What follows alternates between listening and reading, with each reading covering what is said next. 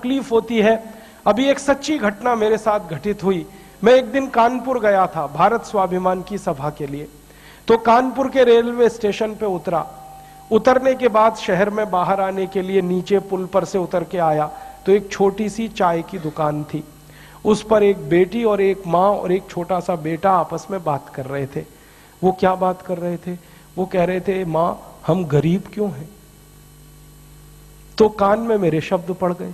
मैंने कहा ये इस तरह का प्रश्न कोई अपनी माँ से पूछे तो मुझे लगा ये कोई साधारण लोग नहीं है, कुछ तो इनमें असाधारणपन है। चल के पूछा जाए कौन लोग हैं, परिचय लिया जाए।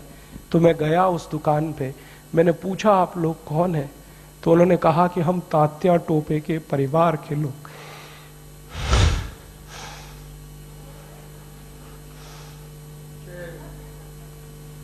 हमारे देश में तात्या टोपे के परिवार के लोगों को चाय बेचनी पड़ी और गद्दारों को सिंहासन मिले,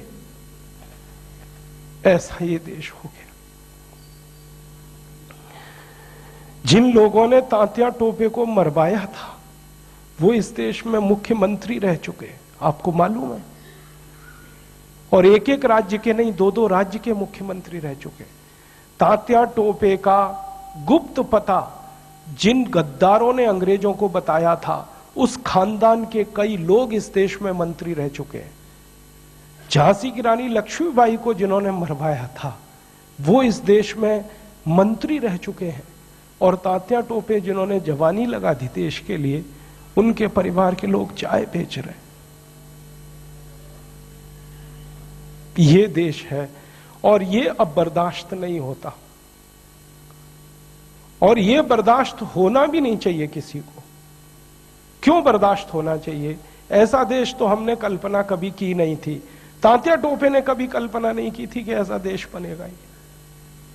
झांसी की रानी की कभी कल्पना नहीं थी, चंद्रशेखर की कल्पना नहीं थी।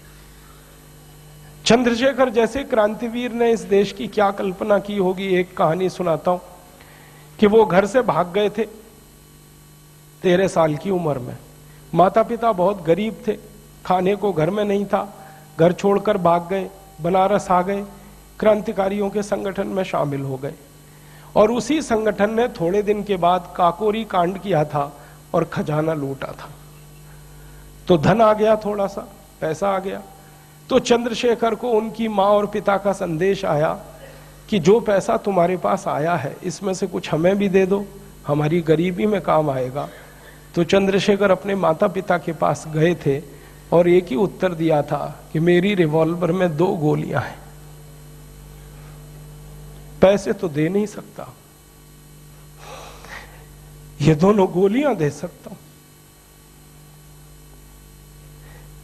ऐसा देश चंद्रशेखर का, ऐसा देश तात्या टोपे का अब लुट रहा है। तो फिर क्या करना चाहिए? तो मुझे लगता है कि अब फिर कोई दूसरी बड़ी लड़ाई की तैयारी करनी चाहिए।